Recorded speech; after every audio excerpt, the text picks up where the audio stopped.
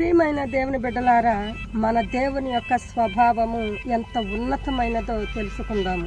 మీరు నన్ను ప్రేమిస్తే నేను మిమ్మును ఒక తరము కాదు, 10 తరాలు కాదు, 1000 తరాల వరకు మిమ్మును కరుణిస్తాను అని మన దేవుడు చెబుతున్నాడు. అవును, ఎలాంటి స్థితిలోనైనా మనము దేవుణ్ణి ప్రేమించగలిగితే మన తరమే కాదు, మన తర్వాత కూడా వచ్చే తరతరాలు ఎలాంటి పరిస్థితిలోనైనా దేవుని ప్రేమ దయ కలిగి కరుణింపబడతారు. కానీ మనం చేయవలసింది ఒకటే, అనుకూల పరిస్థితి అయినా ప్రతికూల పరిస్థితి అయినా దేవుణ్ణి విడిచిపెట్టకుండా హృదయపూర్వకముగా దేవుని ప్రేమిస్తే చాలు.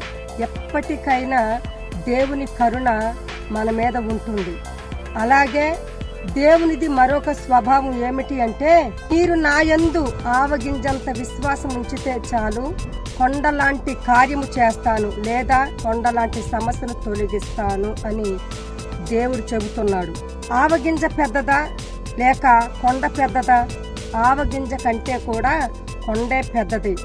కానీ ప్రభువు కొండలాంటి విశ్వాసం ఉంచండి, ఆవగింజ లాంటి కార్యము చేస్తాను, లేక ఆవగింజ లాంటి సమస్యను తొలగిస్తాను, శోధన తొలగిస్తాను అని చెప్పడం లేదు. కానీ చిన్నదైన ఆవగింజంత విశ్వాసము నమ్మకము ఉంచితే చాలు, మీ జీవితంలో నేను గొప్ప గొప్ప కార్యాలు చేస్తాను అని ప్రభు చెబుతున్నాడు. కాబట్టి 1000 తరాలు కరుణింపబడే విధముగా మనము దేవుని ప్రేమిద్దాము.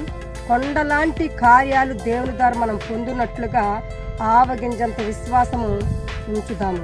ఆమేన్.